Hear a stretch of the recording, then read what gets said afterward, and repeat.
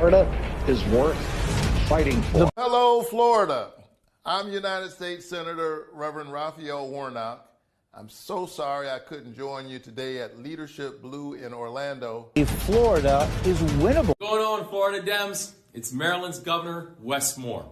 And I want to say thank you for inviting me to be your guest at the Leadership Blue Gala. Now, I'm sorry I couldn't be there in person. A Democrat won a Republican-held seat in the state against a rhino named Erica Booth. The Florida Democrats scored their biggest election victory in years. Florida is back in play. Hey, Florida Democrats. Mark Hamill here. I want to thank you for the invitation to your 2024 Leadership Blue Gala. And I'm really sorry I couldn't make it this year, but Hello, Florida.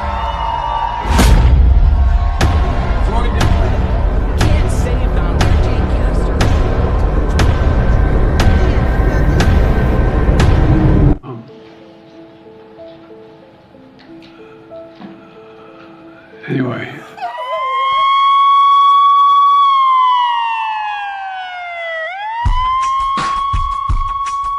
Welcome to Unsanctioned.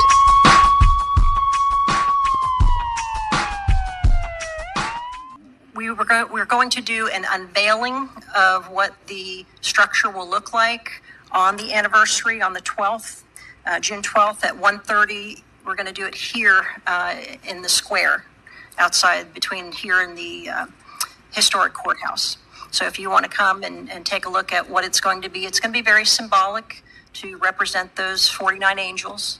But again, I just don't want people taking that this is the memorial that should have happened before. This is not that. This is something that we're doing for the folks here in Osceola County because it's important to those individuals and we don't want those 49 to ever be forgotten. So if you would come on that date, that's when you'll find out all the details of it. And I appreciate all your patience with this and appreciate everyone who's been supportive of this iconic piece that will now be here in Osceola County. An iconic piece. An iconic piece. It's going to cost $250,000. It's not a memorial, though. No, it's not a memorial. It's not a memorial. Is it because of a shooting? But it's not a memorial. It didn't happen here. It's in the memory of the victims of the shooting. Yeah. But it's not a memorial. Okay, it's $250,000 for a painting that Cheryl Grebe tried to get to her buddy before. Apparently that failed, and now she's going to give him this deal to make a $250,000 sculpture or whatever for her favorite artist. I wonder if she's getting any other artwork from this guy besides this. But who knows? Listen, if there's anybody who wants to waste money, right? Cheryl Grebe. Yep. Right? Absolutely. I mean, you don't get a name like Cheryl Grebe without being somebody who wastes taxpayer money. In fact, it's kind of like selling your home for $500,000 when it's only worth $250,000, right? Who did that? Did somebody do that recently? Yeah. Oh, yeah, it was Cheryl Grebe. Yeah. So, okay, so let's talk a little bit about the show. Welcome to Unsanctioned Florida. This is going to be probably the biggest show that we've had since we started this show. Yeah. There's a huge issue going on. And nobody's talking about it. Nobody's talking about it. It's going on. It's behind the scenes. It is a gigantic, it's a potential disaster for conservatives in Florida. And nobody's mentioning it. It's not in Florida politics. It's not in the people who talk about politics. It's not in any regular mainstream media. Any of your conservative outlets, they're not talking about it. Nobody's talking about it. Nobody's talking about it. But we're going to blow it open tonight because it absolutely needs to be addressed, and it's a scary situation. So here's the stories that we got tonight. Apparently, we're going to talk a little bit about Trump and DeSantis making peace.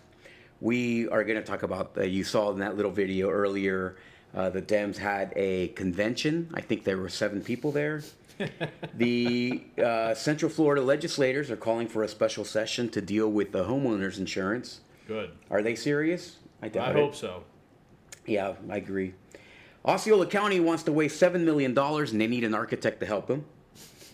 A ton of these liberal school board members, they love pornography in schools, so why not just have teachers looking up at porn? We're going to talk about that. And then the issue that we just spoke about, the Pulse not memorial, the Pulse non-memorial memorial. And then we're going to talk about our big breaking story, the FRA, the war on the FRA. Yeah. Basically, it's a war of the elephants going on, and we're going to talk about that. It's a big complex. We're going to have the executive vice president of the FRA, Lou Moran, here, and we're going to have hopefully some other presidents. I think the president of the Florida Republican National Hispanic Assembly, and we're going to have hopefully the president of the Osceola RLC, the Republican Liberty Caucus. All of these groups are affected, and all of the people who belong to these groups may be affected. So this is a big deal, and we're going to talk about it. We're going to try to get through the show as quickly as possible, and then we're going to get into that big story. Let's start with a prayer, and then we're going to get right down to it. So, Lord, nobody's perfect. None of us are perfect. It's not just a Democrat-Republican thing. Nobody is perfect. But the people who are wise seek your guidance and seek your forgiveness. You paid the ultimate sacrifice to forgive us our sins, and we need to be appreciative of that. Thank God that we live in the only country inspired by you, designed around your ultimate constitution, the Bible. And we pray that you inspire men and women to rise up and take part in this democracy that we're all responsible for, this constitutional republic that we are all responsible for, and get involved to the degree that we need to so that we can bring some honesty and transparency and selfless service back to this government that it's so desperately lacking right now. So help us, Lord, inspire our words, inspire our watchers to get involved, and help us to do good things here. In your son's name, Jesus Christ. Amen. Amen. All right, let's get what do you got, Tom? All right, let's start off with some state of Florida news.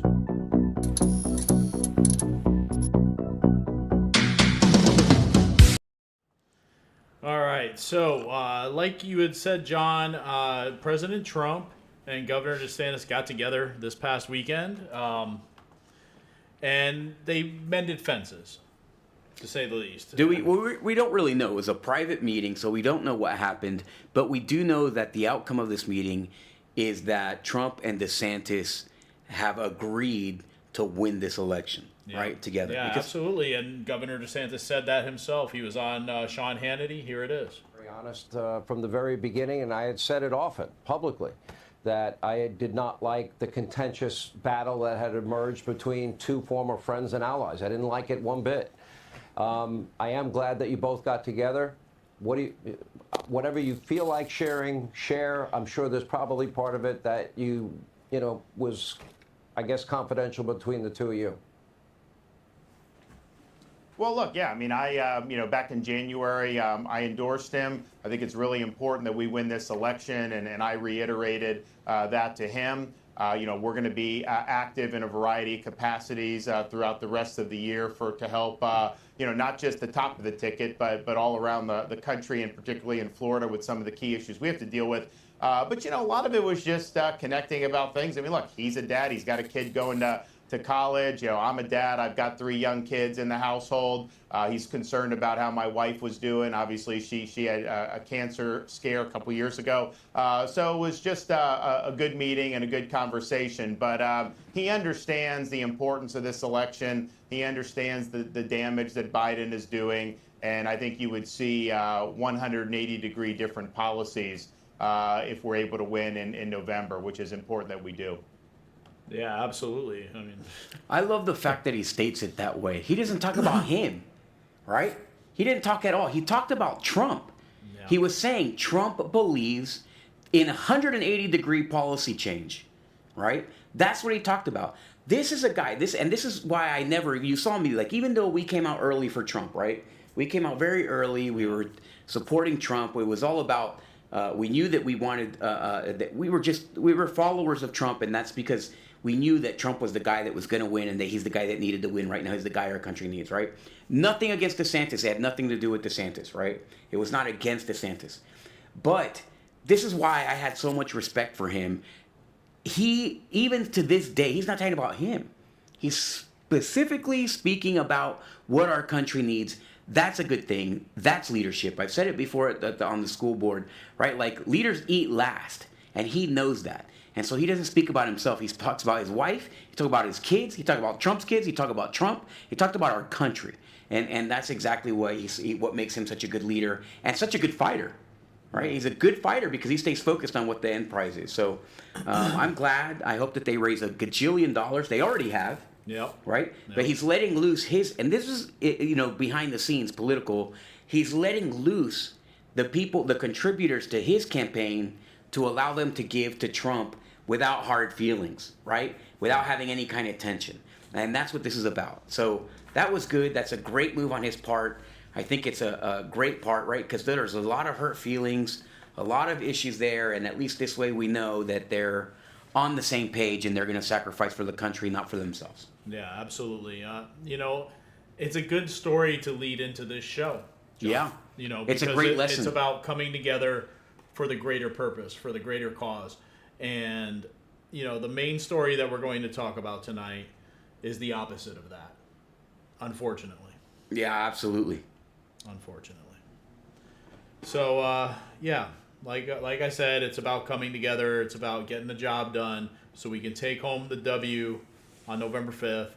We'll see what happens, But the Democrats, they had their Leadership Blue Gala, John, over the weekend. Oh, did they? How exciting. Yeah, they did. How exciting. And it was all about hammering the GOP and chance of take back Florida. I mean, that's what it was. How many dozens of people came to the event? How many? It didn't look like very many. It really didn't. It was sad. And, here's a little video from it. I am asking you to recommit to the hardest fought election cycle of our lives. One where we leave it all on the field this and person answer the call loves of her our own generation. voice. Yes, she loves to see herself on You're TV. pissed off and ready to take back Florida. Let me hear you if you know that the 6-week abortion ban is bullshit. She loves to curse. Yeah. Let she me loves hear drugs. you if you're willing to take the extra mile at every At least marijuana. opportunity. If you're committed to those extra hours of call time, of door knocking and phone banking. It reduced by half. Everybody's like, I don't know about that. Yeah, it got pretty quiet there, John. It got pretty quiet. But, the Florida Democrats spent much of their Leadership Blue fundraising weekend focusing their ire on Republicans, accusing the GOP of shaping the state into a hellscape, of spinning a vengeful brand of politics, and of turning Florida into a place with less freedom. Are they kidding? During a gala on Saturday night at the Disney Contemporary Resort, Democrats blasted Trump in existential terms, sometimes without using his name. Representative Debbie Wasserman Schultz called the presumptive GOP presidential nominee a nightmare for democracy, while Democratic Senate candidate Debbie Muckersell Powell, I always get her name wrong. Anyway, she doesn't matter. Warned of impending authoritarian rule. No, brother. Nobody cares. Here's the problem is that the only people that are falling for this kind of talk is kids. No. Right? It's only kids. Only kids are falling for that crap. Everybody else knows that they're full of it. They have no good policies, that they can't get anything right. And it's just a big waste of time. And I don't understand why they... calling people fascists only works on idiots. Yeah, and it was a very small room. I mean, there wasn't a lot of people in there, and you'll see that in one of the next videos we have, the size of the room. But they had a Brevard County School Board member, Jennifer Jenkins, spoof Katie Britt's State of the Union response. I don't know if you remember that, but it was horrible. I mean, let's face it was horrible. She sat there. We had the video. I'm not going to put it up, though. It wasn't that good, but that's what she did. There wasn't much else going on, but they did close the show, John, with a drag show. Wouldn't you know? Yeah. And that's definitely not a Thai drag show, right? That's now look at the crowd. Look at the crowd. Let's pause it quickly. Oh man, hold on, let's bring it back. Let's look at this crowd here. All right. What is that, 20 people, 30 That people? That is not a very large room full of people right there. That's, that's like, you can count those people, right? Yeah. When we had the Freedom Summit, you couldn't count, that place was so packed. Yes. Oh, that wow. place was so packed. When Trump came onto the thing, the concrete floor was shaking from all the people and all the noise that they were making. This is like a geriatric Cocoon revival type of situation here. This is like, I mean, what is that? Yeah. That's your state convention? Yeah, and it's sad. They sent out lots of invitations. Nobody showed up, John. Nobody showed up. Their keynote speaker, as we had talked about, was John Fetterman. You cannot find the video of Fetterman's speech anywhere. You think you would. We already spoke about this, that the reason that you weren't going to find anything on Fetterman is because there's something happened, right? Yeah, and yeah. you asked, That's our next story. You called it. You called it because you said, here's what's going to happen. I wonder if Disney's going to allow the PLO protesters to come. You called it like weeks ago. Yeah. And of course, you were right. Yeah. The pro-Palestinian protester arrested at the Democratic Party gala at Disney World, and she interrupted his speech. This is the woman that did it. You know, you wouldn't be able to tell by looking at her, but yes, she is a pro-Palestinian protester. She did break it up. She loudly protested during John Fetterman's speech, and oh, wait a minute. Yeah. Anyway, that's her. Her name is Musha something Mubarak. But anyway, I don't know. Anyway, here's the video of her protesting. This is the only video you'll find of Fetterman's speech, by the way. People, your legacy is genocide! Shame on you! Shame on FDP! Free Palestine! Free Palestine! Free Palestine!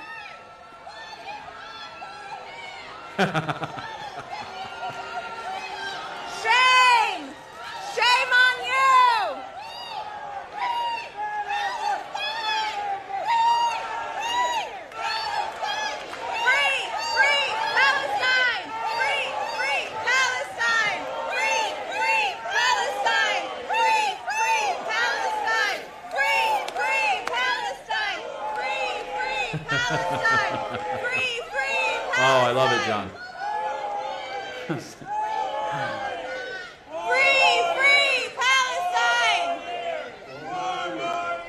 Yeah, a couple of people that were trying to chant 4 more years over, you know, the woman who was protesting. Man, they Fetterman. really don't get it together. They really don't have it together. I mean, you have a party. You have the Democratic Party. Let's see what they support, right, at this stage. They love killing babies, right? Like, that's a big part of their platform now. They support terrorists, right? Literally. I wish that was a joke. Neither of those things are a joke, right? Like Biden says. Well, I'm not joking, folks. They actually love killing babies, and they love terrorists. They're supporting terrorists, Hamas. They're supporting terrorists. I mean, what worse? How bad can it go? What else do you need? What else do you need to abandon this party? How can you stay? How can you stay at this point, right? As a matter of fact, today, and this kind of ties in to our story later on in the show too, but today I went to a luncheon, the Lady Crusaders luncheon in St. Cloud, right? The Republican Ladies Crusaders group. And it was packed. It was packed. And there was one lady who came out of there, and I was saying bye to everybody and hello to everybody. I hadn't met her, so I went up and I introduced myself to her. And she's like, you know, I really enjoyed you speak, whatever, blah, blah, blah. And she's like, I gotta tell you a secret. I'm a Democrat. And I was like, what? What? I was, are you kidding? Or are you being serious, or are you joking? And she says, no, I'm a Democrat. And she's like, there's some ways that I can't agree with the Republican Party, and there's some ways, but you know, I can't be a Democrat anymore either. So I have those conversations multiple times. Like, I have people that come to me all the time and say, you know what, I'm a Democrat. You shouldn't be so hard on Democrats, right? You shouldn't be so hard on Democrats. It's like, we're people too. And I was just like, well, I mean, what part of the Democrats do you love? What do you love about being a Democrat? Right. I can tell you what I love about being a Republican, right? No. Number one, I bleed 100% red, white, and blue. I'm a total patriotic person. I love my country. You know, people like sports teams and sports fans. I like my country that way. Yeah. Right? That's how I celebrate my country, the way somebody celebrates their sports team. I'm always rooting for us. Yeah. Right? Well, when I asked that person, what do you love about being a Democrat? She's like, that's why I'm here. You know, so I was like, they're not, but you know, there's something that I can't agree on. Yeah. Yeah. So, and you hear other things like, oh, my parents were Democrats, so I'm a Democrat. Yeah. Stuff like that. Yeah. But, we're very close to the time now, John. So maybe we'll go ahead and go. Well, let's do one more. Let's do the next one. Well, we do have a lead into this story. Okay, let's do it. Let's do it quickly in the next 3 minutes. All right. Well, the story that no one is talking about. Okay. Is what they are calling, or at least one outlet is calling, the War of the Elephants. Okay. Of course, the elephant represents the Republican Party. Yeah. Right. So that's where the War of the Elephant comes in. And you have this cute little picture here of two elephants fighting. Thank you, Tom. But more like this is what's happening. Okay. That's what's happening right now. Okay. Okay, so on April, more than a cute picture. Yeah, on April 19th of 2024, in the midst of a winner-take-all battle for freedom in America, with a Republican candidate leading every poll for President of the United States, the RPOF sent a certified cease and desist order to the Florida Republican Assembly. What was the beef of the RPOF chair, Evan Power, and his gang? They want FRA to stop using the Republican name and the elephant as a symbol of their organization everywhere. So that means they don't want, it can't be the Florida Republican Assembly anymore. Republican assemblies have been in existence since the 1930s in California. The group was first formed to cross-check the Republican Party in the Golden State and bring the party back to the people. So since then, the Republican assemblies have formed in over 30 states and Puerto Rico. They are the local action arm of constitutional conservatives across the nation. Membership is open to all who believe in the Judeo-Christian foundation of our constitutional republic. Their membership numbers over 1 million nationwide. So yes, this is the story that no one's talking about. It's the fact that the RPOF has decided to try and go after the Florida Republican Assembly. So what does this mean to people, right? What does this mean? Is it that big of a deal? Is it just, okay, well, who cares about this kind of situation? This is a big deal. And it changes the landscape of the entire political scene, right? Completely. Because what you had, I think for many years, mostly before the FRA, before the RNHA, before these groups in Florida, because they've really taken off. This is happening because these groups have taken off. The RLC has taken off, right? The FRA has big time taken off. The RNHA is taking off. All of these groups are taking off. And what does that mean? It means that people have, they don't necessarily have to follow the state leadership, right? They're not following the state model. They're following their own models that they have, that they develop on their own, and they go and they fight. And sometimes those efforts are not aligned, right? And a great example is in District 35. District 35, which I'm going to talk about it because we just did, right? You saw that the Democrats were bragging they took a seat, a Republican seat. Yeah, that's their big win. That's what they're talking about. They're running on this. And the reason they won that seat wasn't because the Democrats voted. It was because the Republicans protested that candidate, who was 100% supported by the state apparatus. Yeah. And the Republicans in our county put the kibosh on that, right? They spent $2 million, and then we were like, no, the Republicans are not going to vote for her. We know that that's a fraud. She's not a real Republican. She's attacked all the people that we care about. She attacked the real Republicans in our county, and forget it, they didn't want her, right? So she lost, and then we lost a seat, and we lost $2 million. Yeah. Now, I don't know. There's a lot of stuff that's coming out of the meetings where we're learning kind of like what their stated reasons were and all that. I don't know. I find it hard to believe. But here's the bottom line: the reason that these groups are taking off is because people are dissatisfied with the state party, right? They're dissatisfied with the state party. And so let me give you some background before we get Lou on the phone here. In our party, we're going to talk about our party because we have intimate knowledge of our party here. The Osceola County Party, first of all, we haven't had like a real Republican meeting. We haven't had a meeting that had quorum, meaning you can't do business in like a year or longer possibly, except for the meeting in which the chairman was elected. That was the last time that we actually conducted business according to them. So we can't have any meetings. The Republicans can't have any meetings. So what does that mean? What are they doing? Are they throwing the election intentionally? Right? What are they doing? Are they like trying to give away the election intentionally? Is there some kind of deal that's being made for somebody to win these elections? So what they're trying to do is keep Republicans out? And why are they not recruiting Republicans? We have people working on Republican voter registration, but we also have the party refusing to allow people to join the Republican Executive Committee at the local level. So now the party's refusing people to come in. So what happens? And they're kicking out.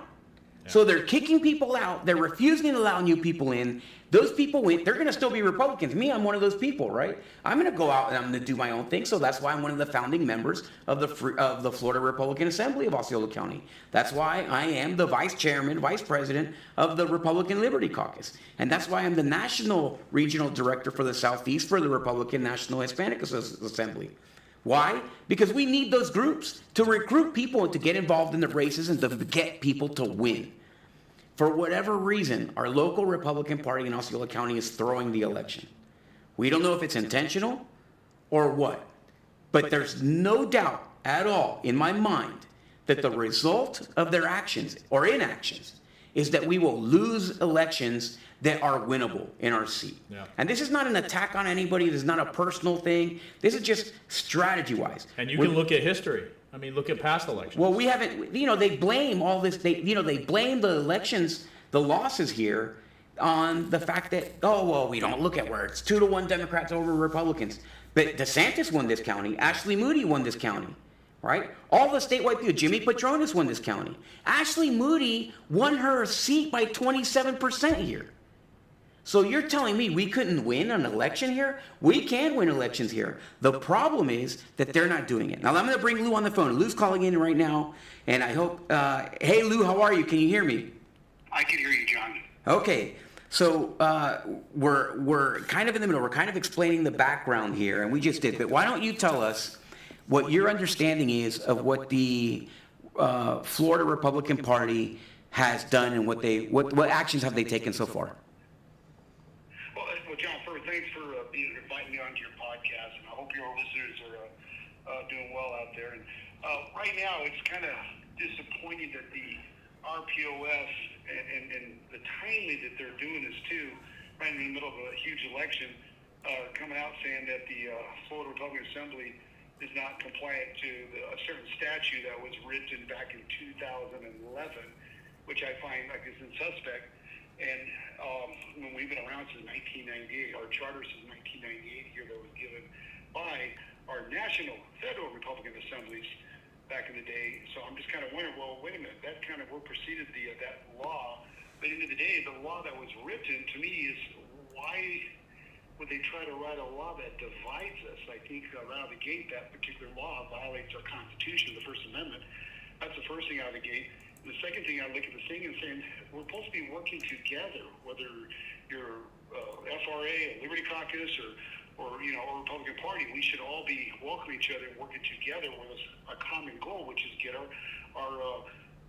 candidates elected. That should be our number one goal. So I'm really just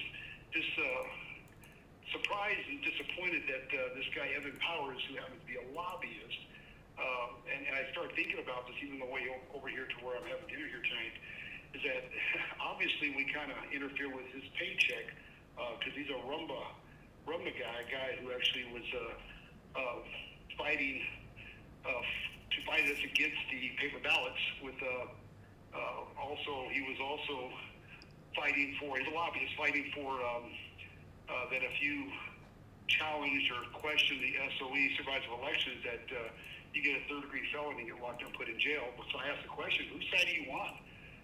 So I'm really, we're going to say suspect, and I've just come to learn also too that he's an anti-Trumper. So you paint the picture how you want it, but at the end of the day, we are supposed to be united together, supporting each other as with Republicans, regardless of what organization you're with. And but just very, like I say, very suspect why this is all happening now, right in the middle of the biggest election of our lifetime. Yeah, and this really is the biggest election of our lifetime. And we were just talking about one before we put you on. In Osceola County, they haven't even had a meeting where they conducted business in the last, I don't know, like they've only had one meeting in the last year where they had business, and that was the meeting where they elected the officers for the executive committee. And so it's like, how can you win elections if you can't even meet? And then over the last year or so, they've only brought in like 6 members, right? And they've kicked out more people than they've brought in. So how, these are the reasons that these groups like the FRA are coming online, because people want to win these elections. And they don't want like simple or petty politics, meaning the politics between people, to get involved or interfere with the action of getting conservatives elected to office. That to hear that's troublesome, and to me that a county is defunct. Basically, what you're telling me, what I'm hearing, they haven't had a meeting for a year. Okay, well, you know what? If they're not willing to pick up the ball and run with it, that's why I applaud FRA or Liberty Congress. We step in and fill the gap that they're not doing. I don't see a problem with that. If they, end of the day, if they don't want to do the job, hey, we'll let us patriots step up and we'll do the job. That's fine.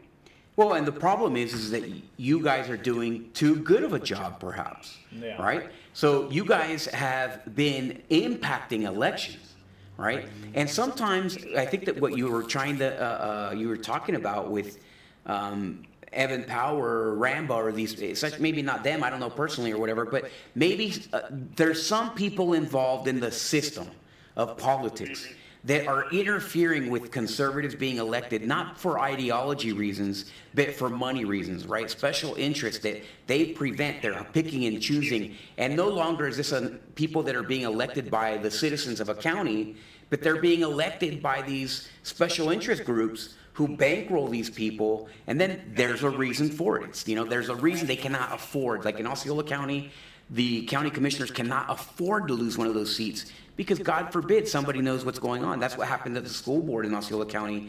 I get elected and all of a sudden everybody has to retire because they all know that they're in big trouble. Well, end of the day, listen, I tell people, if the RPOF doesn't want to do the job, I encourage you folks to come out and join. Check out the FRA. Check out what we stand for. Our mission is real simple, and it complements the mission. Ours is, like I said, we're about community, get involved in the community, making a difference, reaching out, feeding the poor, helping vets off the street, feeding the homeless. That's our first pillar. Second pillar is about legislative, and you saw what we did on the legislative side. Call to actions to help push our legislation through these committees, and we've been very successful. So successful that Paul Renner, the Speaker of the House himself, would call me for help to get some of these bills passed, which was mind-boggling. So, wow, we're having a big impact. And then, of course... and now they want to take that away from you. Yeah, and then, of course, our last one, which is our candidate leadership class, which we're real proud of. We're constantly improving that, and we're pumping out winners, and we want to continue to do that. But at the end of the day, I would say this, that stay informed, stay united, and whatever you do something. Don't let these guys discourage you, because that's their end game. They want to discourage you to go home so they control everything, and we're not going to allow that to happen. Amen. They don't Exactly. want to do the job. We step in and we do our job. But I had to cut you short, John. I got to get back to my meeting, but I love you guys, and you all have a Trump-tastic and a God-tastic evening. Thank you. Likewise, Lou. We appreciate you coming. Keep fighting, and we're happy to support you, and we congratulate you on all the good work. Thanks, buddy. Talk to you later. Thank you, Lou.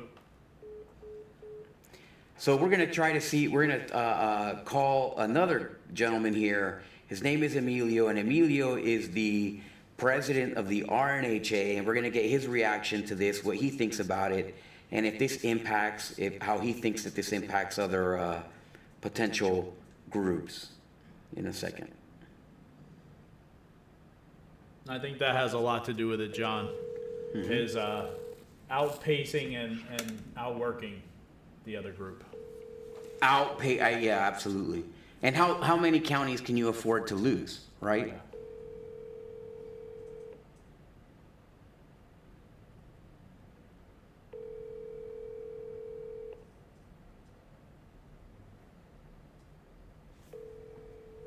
Okay, so we'll call him here back in a minute. I'll text him here.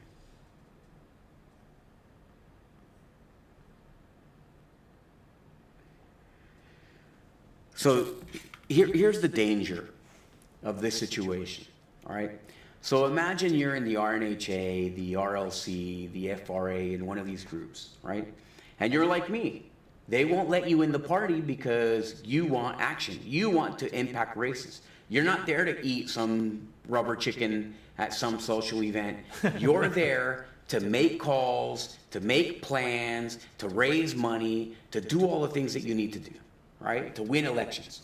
Right? Like, I mean, me as a school board member, I'm endorsing people. I endorse people in the races, right? I help them. I get them, I push. I give them, whatever they need to in terms of support. I want people to win.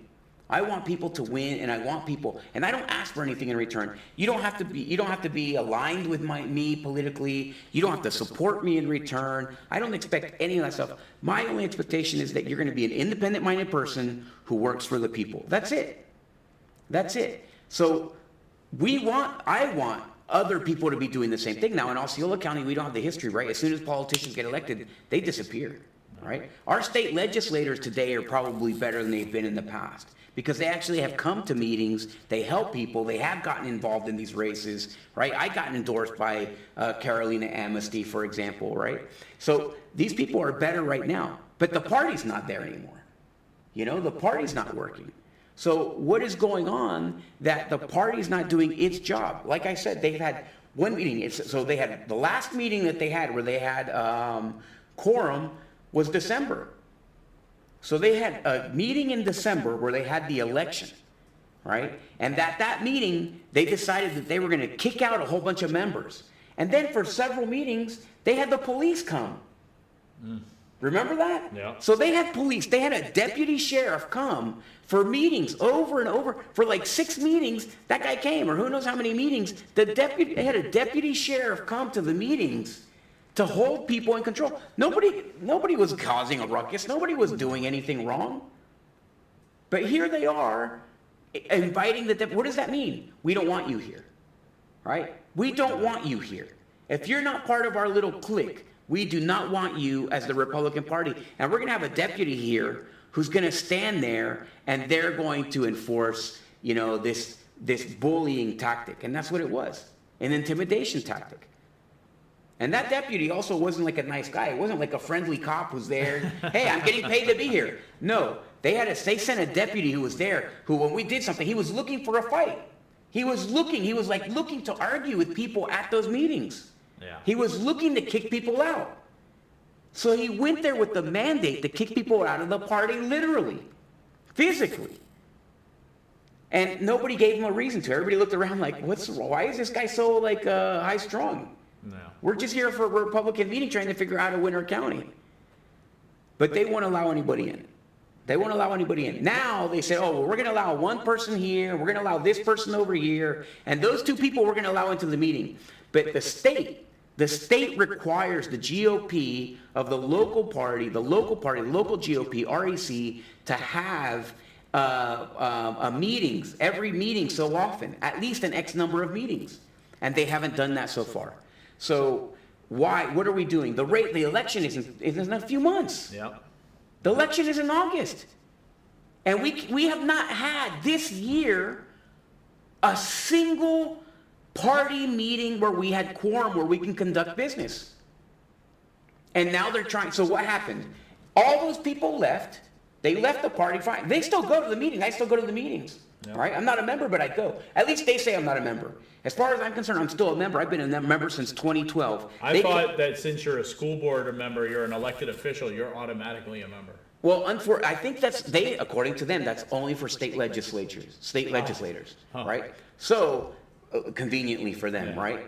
But as far as I'm concerned, they never showed me due process. They never told me that they were doing. They never gave notice that they were going to vote me out of the meeting, right? They never did any of those things. They never did it. There was no due process. They just announced that I had been removed. I and many other people had been removed from the party. So as far as I'm concerned, I'm still a member of that party. I'm still a member. But I still go to the meetings regardless. But in the end, what do? They kick people out. So all those people left. They created the FRA, right? Angelica McKinney's the president. Do we want to call Angelica? Yeah, sure. And, and then they grew. It grew. Now there's as many people that go to an FRA meeting as there are people that go to a local Republican executive committee meeting. And why is that? Well, because they're working, they're pushing, they're working, they're attracting people. They don't go there just to eat, right? We do the eating in the meantime. We eat because we're there, but we're there to work to elect Republicans. That's the difference, right? And that's a huge difference. I mean, so what is the party doing? They're using the brand, but they're running it into the ground, and they're not allowing anybody to do any work. You know, I'll just say this, John. I know the work that me and Angelica do, and Tucci, and everybody else that's involved with our FRA chapter in Osceola County. We work very hard. Go on. And, you know, we have offered to partner with other Republican groups, including the executive committee. The only ask that we have is that you contribute and you put in the time and the effort. That's it. If you're not willing to put in the time and the effort, we're not going to have you show up just to take photos and take credit. All right, we want you to put in the time and the effort as well. Yeah. So we've seen the RLC do that once before. We've seen the RHNA do that before, and we would like to see other groups do that. Oh, Angelica, you're on the delay. Can you turn it down, please? Turn off your sound, and just do the phone call. So I was hearing my voice over again. I'm like, what's going on? I know, that's pretty bad. Is he gone now? Yeah, he's done now. Are you done now, Tom? Yeah, I'm done. I'm done. No, I'm saying it. Angelica said, "Stop talking." No, I was saying if you could still hear the background. No, No, we're it's good. You're good. You're perfect. So, Angelica, tell us what is your response? What do you know? What information do you have, and what do you think about it?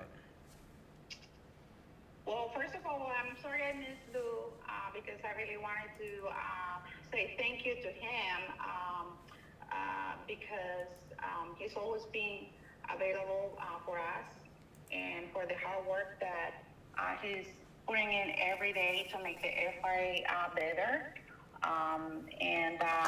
And really, we formed to have an opportunity to make positive change here in our county. And, you know, we formed so conservative candidates who align with the Republican Party had a place to count on for training. And we have been able to offer it via the FRA through the workshops. And in addition, for the past year and a half, we have made a point to have a presence in the community to grow our organization and have volunteers ready for the upcoming election and future elections because campaigns are very costly. And when we can offer tools to these candidates so they can allocate the rest of their funds, the rest of the money into something else, it is a big win-win to everyone. So this attempt by the RPOF to silence us for using the word Republican at this time, I mean, it is bad, and it is as bad just as what the Democrats are doing to President Trump. You know, and we have worked with local Republican groups, but you know, we also want mutual respect from each other group. So it is. I think it's. I don't even have words for what they are trying to do. We are in the middle of the most important election in our lifetime, and to prevent us to actually be part of the process is very questionable. And, Angelica, and you're a member of the REC, right? It's not like you are, you're not an enemy of the REC. You're an actual member of the REC still. They did not kick you out, thank God. And you contribute. You're there. You work. You were part of the women's group that I was at this morning, right? You have been there and contributing on a constant basis to the REC. So I do. I have been a member of the REC. I stayed a member I've been attending their meetings. I used to be part of the Crusaders as well. Before the 2020 fiasco, I personally, as a member, reached out to the leadership many times on what things we needed to do to make our party better. You know, I was always insisting, hey, nobody can find us. I mean, there is so much technology out there. Why is it so hard to post the meetings on social media so people can find us? You know, so many things, whether it was during campaign, you know, why they couldn't hold certain debates depending on the candidate. So it wasn't just like today I'm leaving, I'm going to do something else. No, I know that many of us tried. I know I personally tried several times reaching out and never got that response. And then, 2022 elections came in for the war. We saw what happened. And we had two options. We had the option to sit there and see what I have seen through the year and a half attending the IEC. It really hasn't happened much. Or we had the opportunity just to work and join an organization. That's why we joined the FRA. We started the chapter here. We love everything that the FRA stands for. We put God first. They have a lot of tools for the candidates. We're involved in the legislation. So it's not just one thing. There is a lot of things. And but you know, and we are open to work with anyone, but the respect has to be there. You know, we're not just any tiny little group. We're not here to divide. And for someone to think that to change a county and to make positive that it's going to happen just with one person, oh, they are crazy. It's not going to happen with just one person. This county is so big. I mean, we could have several groups throughout the county. I mean, I don't see could just working in one area of the county. RMHA, well, they are part also with the Hispanic. I mean, if everybody was actually to focus on one section, we could accomplish so much. But this idea to have to shut one down, and you know, sometimes I feel they don't do, but don't want others to do neither, and that is wrong. Yes, that's exact. Yes, they don't do, and they don't want anyone else to do either. And that's why it feels like they're throwing the election, right? Like they haven't helped people win in the past, right? That's why we have so few Republican, people in office here. And the ones that are Republican are people who are part of the Uniparty in Osceola County, right? So we have except for we have Carolina Amnesty out there, but the majority of her district is in orange, right? And we have Paula Stark. And Paula Stark is a very fine line situation where she has more Democrats than Republicans in her district, and she's been very independent-minded, right? So everybody else who's a Republican, I mean, I don't know, either they don't acknowledge that they're Republican, or they certainly don't behave like Republicans. Erica Booth, Ricky Booth, forget it. There's nothing Republican about them. I guess in their homes, in the closet, they're like closet Republicans maybe, right? But in public, they're full-blown, they're like trans party people, right? Like they're not transgender, but trans party. So, you don't know what they are on any, basis or any issue.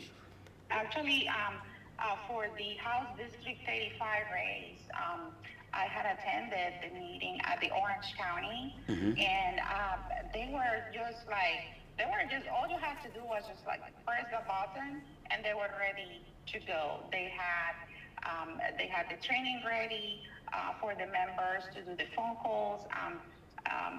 They had their T-shirts. They have door hangers to work the HD 35 race. And even right out, I mean, after we have formed, and it's still as an REC member, I still reach out to our leadership and I say, hey, can you just copy paste? That's all you have to do. Please check what Orange County is doing. Can you just bring the same stuff? I'm sure they'll be wanting to work together and activate Osceola County. And those were my words. Can you just please activate Osceola REC? And I mean, that also, it went to nothing. So, and I'm not here really, it's not about complaining about any other group, but that's just the facts. You know, it's not that, oh, they just don't want to do anything. No, I mean, we have tried, we have reached out, and then there is just a point that, you know, how many times can you reach out and ask, and then, you know, you're going to be ignored?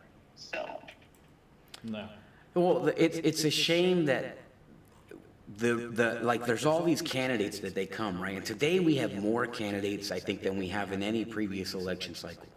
We got a lot of people that are doing all the right things. They're getting ready, they're out there, they're working hard, and they have no idea what the party could be doing for them, right? For example, they could have been, and some of the individuals within the Republican Party are helping. They're trying to do they're trying to do things, right? You have people trying to register Republicans. You have people trying to help people get petitions.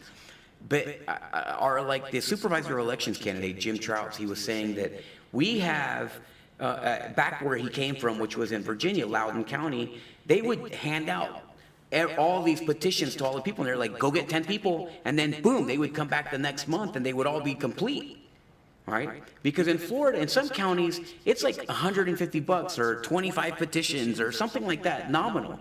But in Osceola County, to get on the ballot, it's like $10,000. Right? So it's like 3,500 petitions. When you're talking about those kind of crazy things, then it makes it very hard for candidates to get on the ballot so that they can run for office. So it's like everything is set up at least in Osceola County, possibly throughout the state, so that people can't run unless they're already approved to run. Right? Or you have to be independently wealthy, and those don't always make the best candidates. Right, so it's just it's a hit and miss type of situation. How do you think that the FRA? Why is the FRA so important to us in Osceola County now at this stage in this particular election? Well, right now we have after the short period of time we have been able to put tools together for our candidates, and we are working to also grow our chapter to get volunteers, because we're going to need people to do phone calls. We're going to need people to door knock. There is still, we just reach out to the Leadership Institute to bring one of the great trainings that I noticed Orange and Polk County were offering. Specifically for that, for the candidates. So we are here just to help the candidates. I mean, in this election, and of course, we also get involved in the legislation, community, but right now, we want to be out there at every possible event so they can have that exposure. Anyone that is a member that is running in this election, they are welcome to join us, and we have to work together. And it's not just us. We got to activate all the conservative Republican groups, and to be able to really win Osceola and get Osceola red. And I just want to leave you with this last thing. Flag Day is coming up. Last year, we were able to host an event at the Kissimmee Lakefront Park. Last year, we did it with the Republican Liberty Caucus and the Republican National Hispanic Assembly, and we hosted a Flag Day event. This time around, it's going to be a little hard just because there is so much going on. But what we would like to do on June 15th is do a Flag Day parade. So anyone is welcome, any Republican, any conservative, anyone that actually loves our country and wants to fly our flag. Just save the date. We don't have a flyer yet, but it will be posted soon. We'll have a route ready. Candidates, get ready. Get your signs ready. Any candidate. And listen, you don't have to be a Republican to be part of the flag day. If you're a Democrat, you know what? You need to love this country too and bring your flag, your American flag. Be proud of it. Be proud of being an American citizen. I hope that can unite us. I hope that can unite us and as Republicans and to and win elections. So we have a date for June 15, and it's probably going to be around 10, 11. But just say the date. Yeah, I mean, this is a great example of exactly what the FRA is doing, right? Like, it's constantly getting out there. It's doing all these things, and we see a lot of the things that the Florida Republican Assembly of Osceola has been doing then gets copied by the actual GOP, the REC, right? They do it after. Or they are like, well, we want to be involved, but they want to, so it's like, this rivalry is totally unnecessary. What we need to do is get these groups together, but like you said, with respect, with, treating each other with dignity, and with the aim that everyone is going to work towards winning an election. I think that that's key.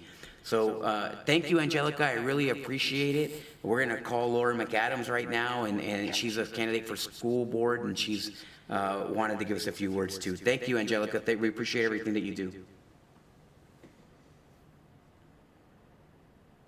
Oh, okay. No, she's exactly right.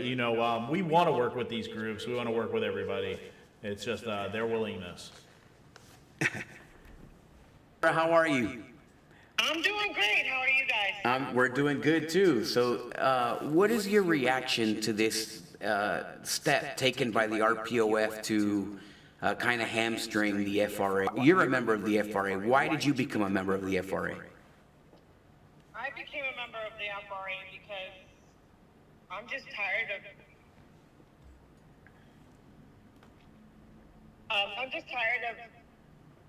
Republicans not standing behind, I guess you could say strong Republicans. And the FRA is all about standing behind strong conservative Republicans, not being a rhino, not compromising with the Democrats and being friends. But the thing is, it's exhausting when we're trying to fight. We say we're trying to fight for the same thing, but then you see different things going on. So they say one thing to your face, but they're doing something completely behind our backs, right? So me as a citizen, once the 2020 election happened and all that happened with Trump, it really got me fired up. And it really got me to get more involved in our local politics, because that's where I realized that it's in our local politics. If we can't stop it here, then how are we supposed to make an impact nationwide if we can't even fix what we have going on locally and the corruption here? Yeah, that's a great point. And school board is a great place to do it. It's, I had no idea how corrupt the school district was until I was elected to the school board. So let me ask you, tell us a little bit about what you hope to accomplish when you get there. I mean, the reason why I jumped into the race for school board was because the same thing. We had representatives either sitting there quietly. We had Robert Baxter when I first started going to these school board meetings, and he was hardly saying anything, standing up for anything that was right. And that's when we were discovering CRT, a lot of these gender identity books, the sexualized books. I mean, racism all over the place. And then he left his seat, and of course it was filled with Erica Booth, which was totally a big blow on Debbie Mann, because Debbie Mann was really just a super great candidate with morals and values and dignity and integrity. And they just stuck Erica in there, another silent person. Actually, she was worse than silent because she was voting for. Yeah, she was voting with the Democrats. Vote against, right? So Yeah. she's even worse. She wasn't completely silent. She was actually voting with the Democrats at all times. It's just getting in there and actually voting for the right things, even if I'm going to be the only one, right? So. And so, why do you think that the FRA, why do you think that the party would have it out for the FRA? Why do you think that they would make this move to take away the name of the FRA and kind of scatter these groups? I mean, I guess I want to say that I feel like it's a childish move by a bunch of adults that are clearly afraid that we're growing in numbers, we're strong, we're standing behind what we're saying, we're doing what we're saying, right? We're putting our action, we're putting in the work, we're doing what they're supposed to be doing, and we're gaining traction with the people. They're realizing who's doing what and who's doing the complete opposite, right? Mm-hmm. So, they're just trying to combat us any way that they can because they know that they're losing.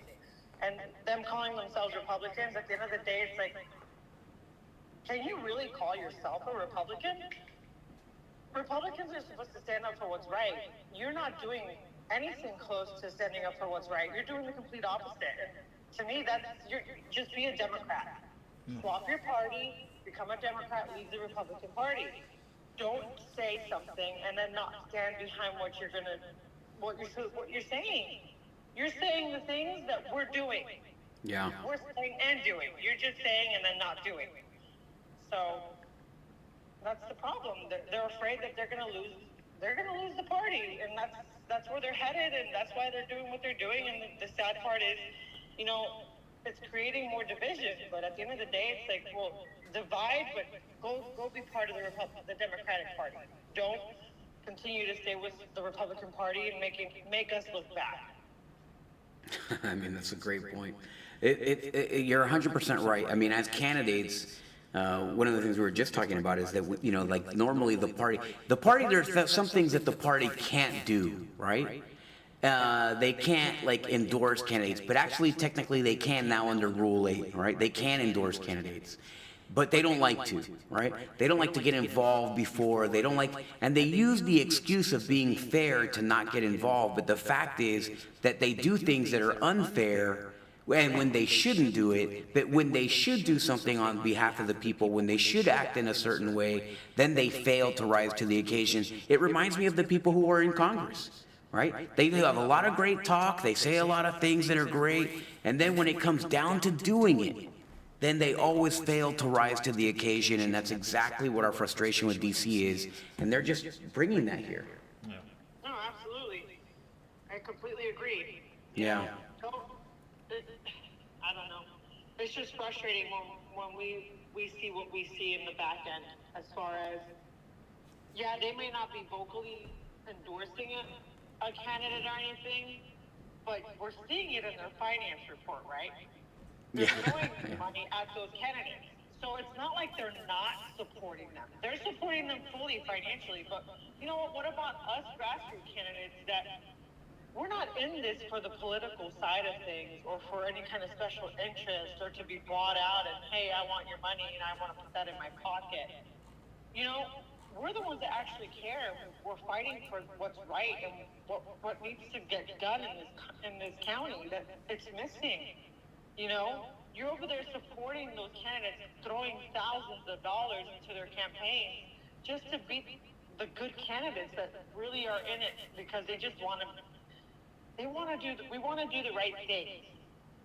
It has nothing to do with what we're getting paid or campaign finances or anything. It has to do with we want real change because change needs to happen in Osceola County. We're tired of the rhinos that consistently just get bought out by developers, get bought out by Chinese money or Korean money that's being thrown at us. Money that's being thrown through Democratic organizations because they just want money in their pockets. We need strong people that are not going to take the bribes and that need to push us forward. Yeah. I never cease to be amazed that people they don't acknowledge what they're doing, but they think that they basically think that the citizens are idiots. And then what they do is they do things, and then they think that nobody will ever find out about it. And it's just a sickening behavior. Laura, I really appreciate it. Thank you so much. I appreciate your time. Good luck on your school board race. You are a great candidate. I know that you're really fighting. You've been there from the very beginning. I never felt alone on the school board because you, Chris, Angelica, those lady crusaders, you guys would be there from the very beginning. You guys fought with me, and along with you guys, we ended up winning a lot of the battles that we should not have won because they outnumber us 4-1 on that school board. Masks, for example. The Democrats brought masks up twice. They tried to mask our kids, and we beat that twice, even though there's only one conservative. So every time I hear a conservative say, oh, well, I don't have enough votes, I'm just one, you know they're full of it, because you can make a difference. All you got to do is work harder. So thank you. I know you're one of those people. You'll be a great school board member.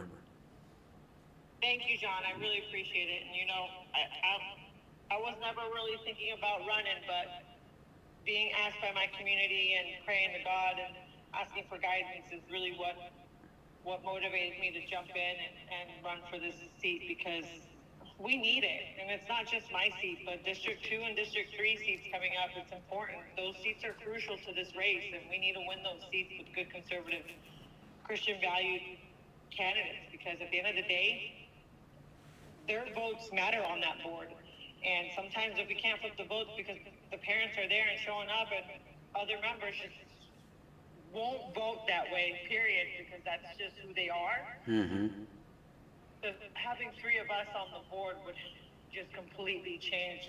Completely change. It would change our district, and we would make so much positive impact. And I just wish, like, we could get the word out there to everyone and be like, this is what it's going to take. Support these candidates, because this is where we can really make change. Absolutely. That's the only way we can, you know, and it's important. This election, 2024, is really important. So. Absolutely. We need it for our students, for the teachers.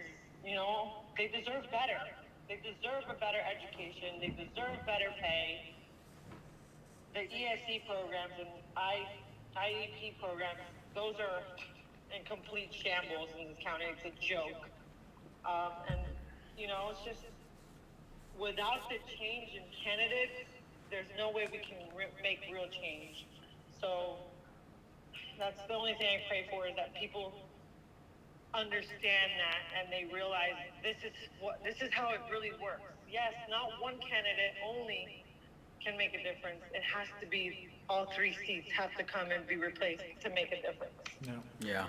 That's such a great point, Laura. Listen, I appreciate you so much. You're a huge fighter. I'll never forget what you did for me, fighting along with me on the school board for the past 3 years. You know, Debbie had a really great ad. It came up on my memories today, Debbie Mann, and it was, me too. And me too. Yeah. Yeah, so it said basically that she, you know, how many meetings that she had been to while she was running 17 school board meetings, and her opponent, Erica Booth, who won, said had 0. So you're kind of in that same situation where you've been there for 3 years. You fought along with me. I will never forget it. I am so grateful to you for the type of mom you are and for the type of citizen you are.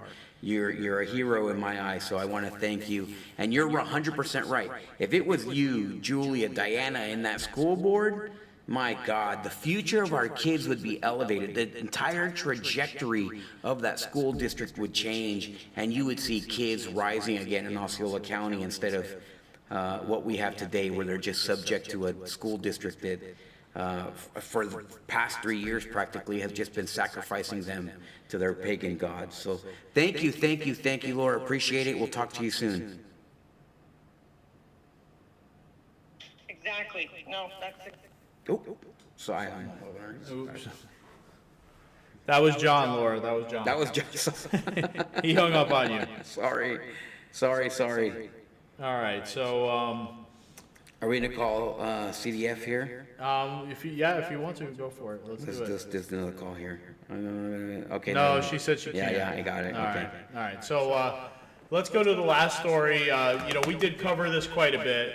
I hope that different news outlets do cover this story. It is time to talk about this. I haven't seen it on Florida's Voice. I haven't seen it on the Floridian. I haven't seen it on Florida Politics. We need to get this out there. It needs to be known what's going on. It's absolutely outrageous. It's insane.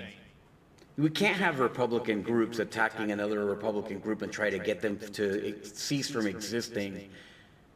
What benefit do you have to lose the election? Because it's just like what we learned with District 35 with Erica Booth, right? She was so brutal, so ugly in her election, so terrible, right? And such a horrendous conservative or so-called Republican voting record that the Republicans did not vote. So what do you think would happen if when you take the most active Republicans and you shoo them away, they're not going to come out for you, right? Not locally, at least. They're going to shun the people who are local, who are cooperating with that. So, I mean, it's just a huge tactical and strategic error on the part of the GOP.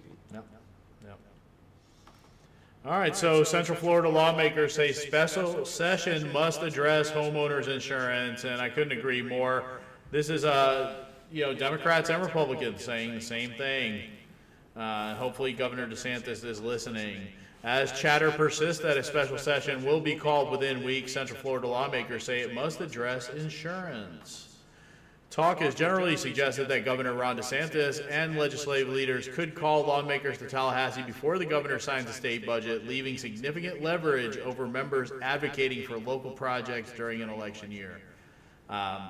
This has been a problem, John, before the legislative session. I talked about it. I said that the Democrats are going to run on this. We gave them another gift. We gave them the abortion, but they're going to run on that. But they're also going to run on the insurance deal. And I said they need to focus on this before the legislative session. Focus on this. They didn't do it. I said that during the legislative session. They still didn't do it. They got a lot of stuff done. They didn't get this done. It's time for them to go back and get it done. I mean, I'm interested in knowing, first of all, that something like this is going to have a gigantic reaction from the lobbyists. They're not going to allow themselves to be damaged in this process, right? Because in the end, they're there to protect the profit margin of the insurance company. So the lobbyists are going to be out like full force. This is going to be an impossible thing to happen. I think that DeSantis cares about these types of issues. I think that he will, if he takes it on, if he makes the decision to take it on, then he will absolutely chase it down and make something happen. And the legislature, I mean, who knows? They're the ones that have these tough races, and I don't know. It just seems like so many fumbled balls and own goals right now going on, because between this, the fighting with the FRA, not addressing this issue. If anything, they should at very least, from a communications perspective, address the home insurance issue and the HOA issue, because that's another issue that's going on, right? We have to address home insurance and HOA issues. The people can't be abused into misery and then expect to come out and vote in support. So we have to do something for the HOA issue. We have to do something for the home insurance issue. I know if I get elected, I'm going to combat those two issues, and that's one of the reasons they wouldn't want to see me there. Absolutely, and I think that's why they're talking about a special session is, these lawmakers came home and their constituents gave them hell and said, why didn't you get this done? And now they're like, what are you going to do? It's an election year. I got to get it done, So hopefully they will. They'll go back. They'll get this done, because the predictions for the fall and what's coming, not good. Not good. Yeah, all right. absolutely. So before we go to Osceola County, we have this important message that we've played for a few weeks now, but we're going to keep playing it because it's an important message.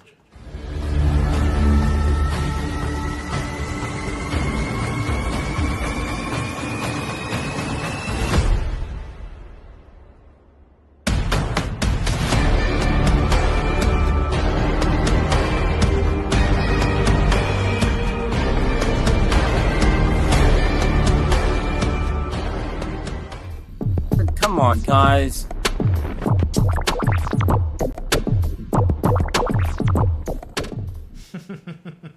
Come on, guys.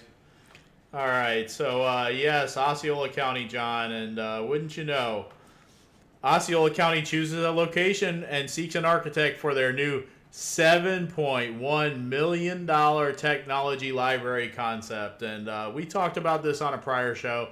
We couldn't believe that they're going to spend this money. This is a Viviana Janer project right here.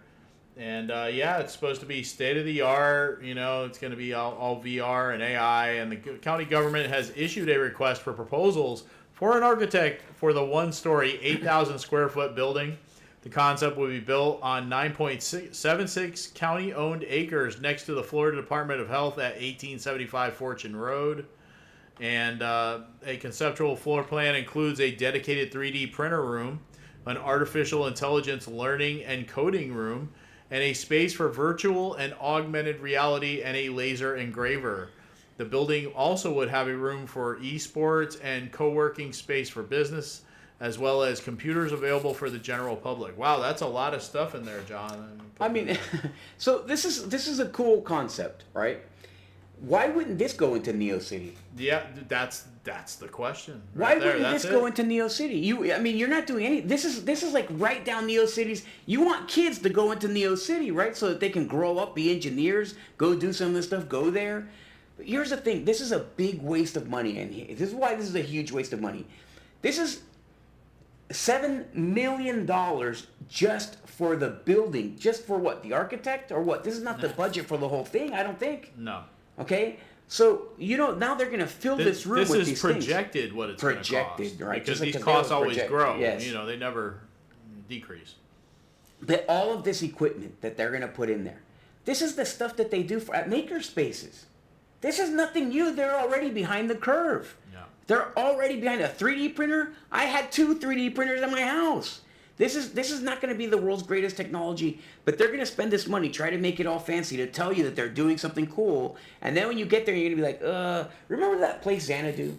Yeah, On 192, the right? house, yeah. It was like the house of the future, right? And then you walk in there, they have like a microwave oven. It's like, come on. That's how you ring a doorbell and then it has an intercom. Okay, there's only so long that's the home of the future, right? Now it just becomes nothing.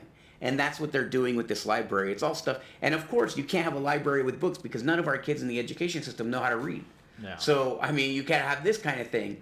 It's cool. It's a novelty. All they're doing is trying to waste your money because they have to have something to show for all the tax money that they're collecting and giving away to developers. Yeah. Okay, and that's what it all comes down to. And we also have breaking news. I'm going to talk about that St. Cloud story. We have breaking news from St. Cloud. Breaking news from St. Cloud. So anyways, that's $7 million. This county doesn't know what they're doing. They really don't. Augmented reality, you're going to hire. I mean, it's just... These guys are nothing but gimmicks. This is why you can't have a county led by a former failed actor. You know, that is Brandon Arrington, who apparently, somebody told me that he went to New York, tried to be an actor, he failed. He went to LA, tried to fail to be an actor. So he ended up on the easiest screen, on the easiest stage to manipulate people on, to fool people, politics, right? Because you can lie to people, politics all day long. So it's crazy. Crazy. Yeah, well... yeah, you did talk about that breaking news. We can break it, and we will definitely get into more of the details of this breaking story on the next Florida show when we have the true details, when we know the who, what, where, when, how, and why. But, John, go ahead and tell the audience what we got. Yeah, so essentially the city of St. Cloud has settled with Cathcart Construction, the company that laid the bricks in St. Cloud. Here's the biggest deal. The reason that they settled was because they didn't have a portion in the contract which made the losing party, prevailing party contract clause, which makes the losing party pay for attorney's fees. That would have forced Cathcart to actually go and put up money on the table. So they were hoping, or they were trying to avoid paying more legal fees than they won for Cathcart. How that's possible, I have no idea. You're telling, St. Cloud would, right? Yeah. Because they're going to hire their cousin to be the lawyer in the case, give them $10 million, and then retrieve $4 million. That's the way. This is why we don't need Dan Manzares as the city attorney, because he's not truly the city attorney of St. Cloud. You know, he is on loaner to the city of St. Cloud. He also is. He's also the city attorney for, I think, Apopka. and he's also the city attorney for another municipality. He is not solely the attorney for the city of St. Cloud. So, he's got his hand in multiple bags. He's not, solely focused on the city. So if he was solely focused on the city, those How details you can probably have a would have been contract caught. without a prevailing party clause is nuts. That is absolutely nuts. It's like making a contract and you don't ask, and you don't, without any amounts. You leave it open, there's no amounts. Oh, sorry, we don't know. We'll talk about how much it is cost later. No, you can't do that. Prevailing party, it's like if a prevailing party clause forces the parties to come to the table because they know if I lose, not only do I lose, but then I also have to pay the legal fees. And the city has enough money to pay the legal fees. Go after these guys, sue them, and win. And have a budget. They're not going to want to do it. I doubt Cathcart has as much money as the city of St. Cloud. It's cowardly, and this is what we saw. I did a video, and we talked about that, John. The indecision, they were afraid to make a motion on that Walker property. For 2.5 minutes, they were just silent. Yeah. Because no one wanted to make a motion to either, deny or approve. They just, and then we had one council member, the man I ran against, begging for help from the other council members to make a decision. And it's like, come on, dude. You know what I mean? And he has surprised me in some ways. He has done some things that really surprised me where I was like, okay, I didn't see that coming. Good job, But you had 9 people from the community come out. Yeah. And tell you they did not want this. It didn't make sense in the community. The planning commission denied this. Told you why. And 2 minutes, just crickets. And then all of a sudden, Blackwell chimes in. And he's like, well, every time the developer has to come back, the developer's spending more money. and then Gilbert's like, oh, okay, well, motion to approve. Come on, guys. You guys...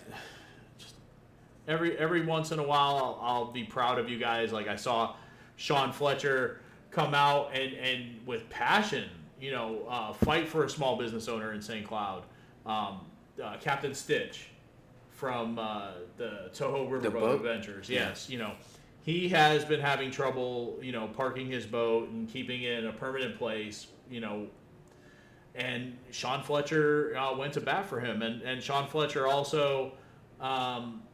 has kept his promises to the residents in the area of Hopkins Park.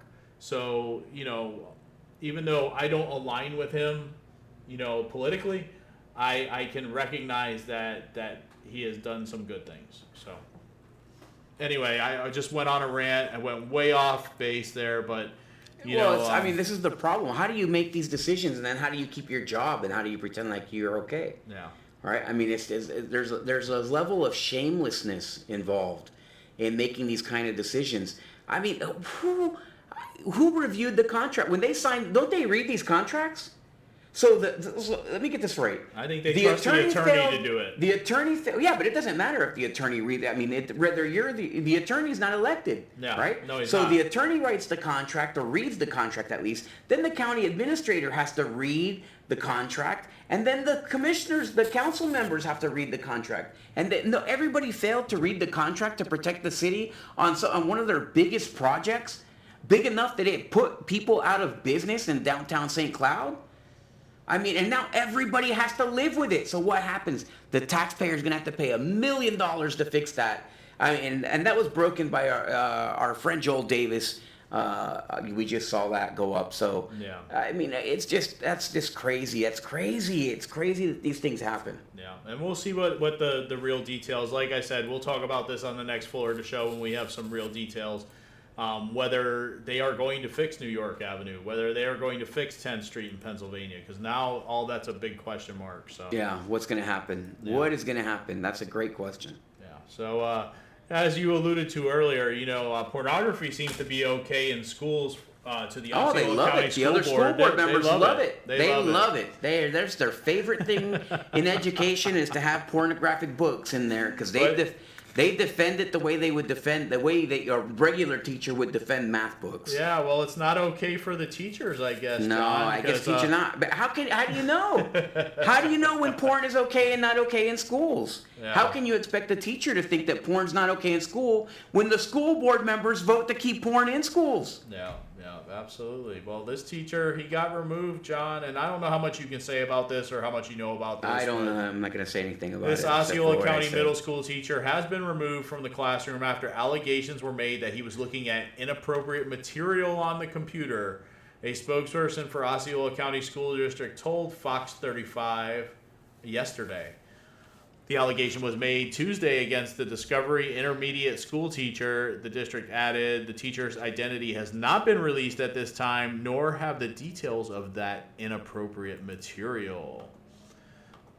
He has been removed from the classroom until the district's Human Resources Department completes its investigation. We'll see how long that takes, John.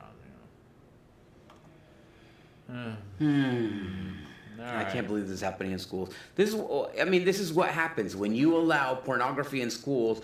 Everything else goes crazy, right? If you're allowing books that have like people giving instructions to children on how to have sex through an app, right, with the same sex or different sex, it makes no difference. But the point is, we have books. Generally, it's LGBT books, though, right? It's It's like for some reason. That's the fascination. It has to be gay sex that you're having in schools, apparently. These publishers, they're obsessed with gay sex. And that's the books that they're trying to pass on to our kids. Instructions on how to do it, how to meet adults on apps. That's the kind of books that we would have in our schools. God knows why. But when you allow that kind of debauchery and you promote it and you protect it as a school board member the way that the school board members in Osceola County have, then what would you expect? Why would this surprise you? No. And it doesn't surprise me, John. I'm sure a lot of the people that watch this show, it's not surprised either. It's not going to be surprising.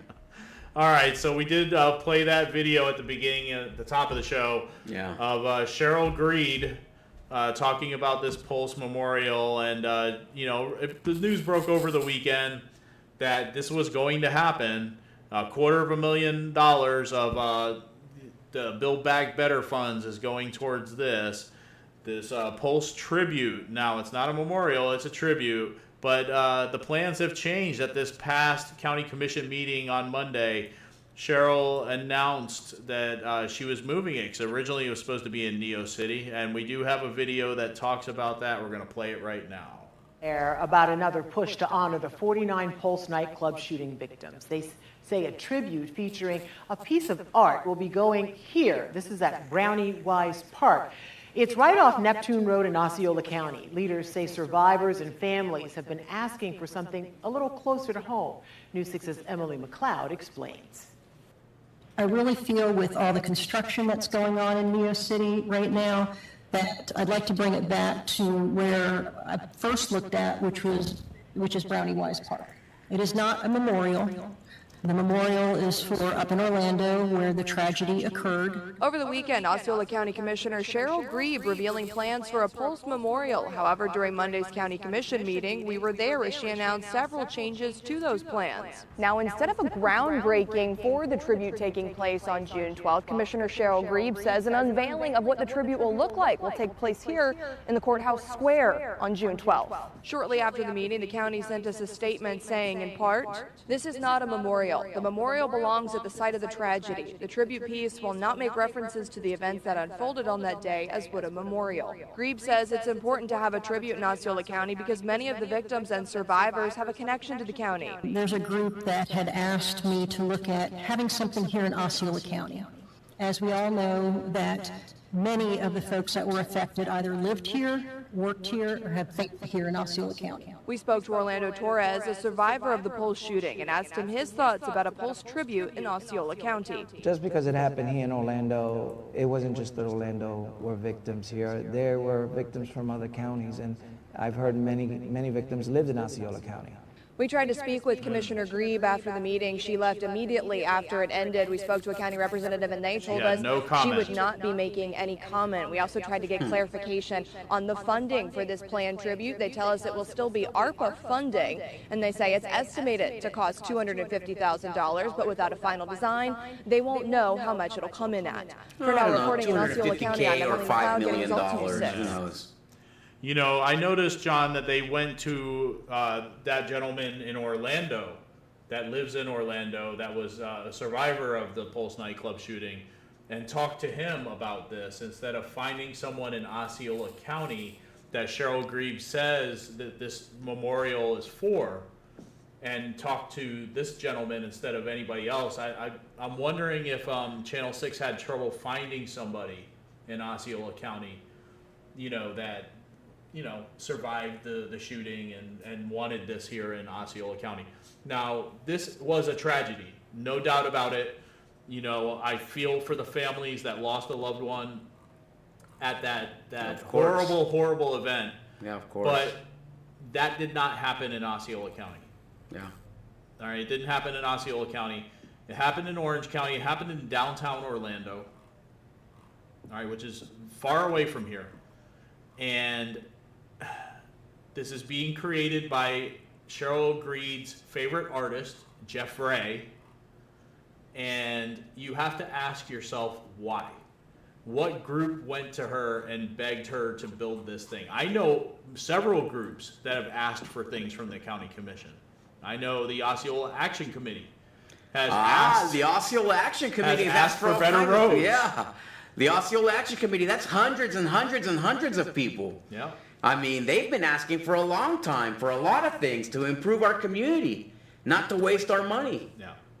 It's crazy. You're 100% right. We know other groups that have asked the county commission for things that never come to fruition. You never see them. So $250,000. And now, instead of being in Neo City, all right, because once that news broke, a lot of people are like, whoa. More Neo City. Nobody wants to build crap in Neo City, so you're going to put this monument there, a memorial. Oh, sorry, it's not a memorial. This memorial, not anti-memorial for Pulse. Tribute. Now they're going to put it out at Brownie Wise Park, which if you look on a map where Brownie Wise Park is, it's off Neptune Road, but it's really out of the way. It's if you didn't know where it was, you wouldn't know where it was. So then why have it at all? Exactly. Why have it at all? Why have it at all? Because of this group of people, this bunch of people that went to Cheryl Grebe. Let's face it, and I'm just going to say it, John. I believe this fits an agenda that Cheryl Grebe has. Cheryl Grebe is a lesbian. We know that. She does not live in Osceola County. She lives in Merritt Island. And I believe this fits in line with things that she would want, like the change of the logo. Yep, the new gay logo. Now you're going to have this tribute. Granted, I feel that the families and that lost a loved one, they deserve a tribute, a memorial in downtown Orlando at the site where it happened, not here in Osceola County. We don't need to spend $250,000 on this thing, and probably more, because this is just the estimate. Like I said before, it's going to be way more. These things grow. It's going to be way over more. time. Yeah, it's not going to be.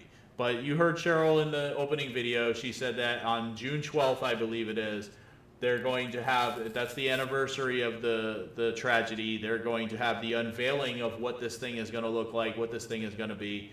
I don't think anybody is going to be happy at what it looks like or what it's going to be, because we're spending $250,000 on it. Yeah. Yeah.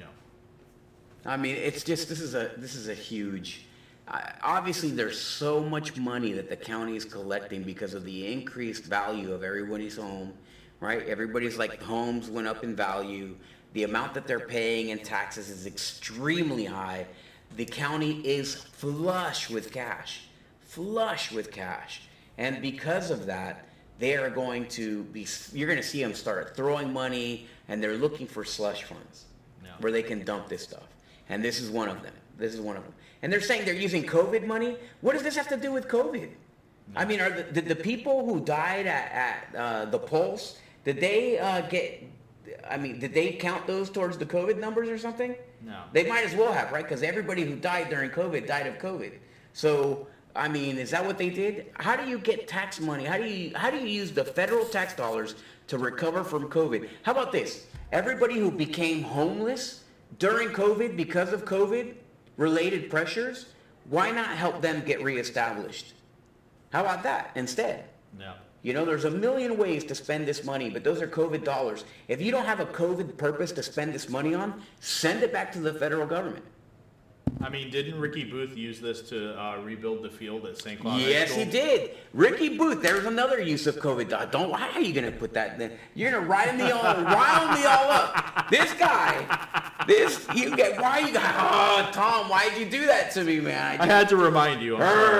So this guy, Ricky Booth, spent $1 million of COVID money to re-grass a field, make AstroTurf field at St. Cloud High School, not so that the kids would be safer, because AstroTurf is dangerous for young students, okay? This is the most dangerous type of field that you can have. But then he did it so that he can put his face, his picture on the field at St. Cloud.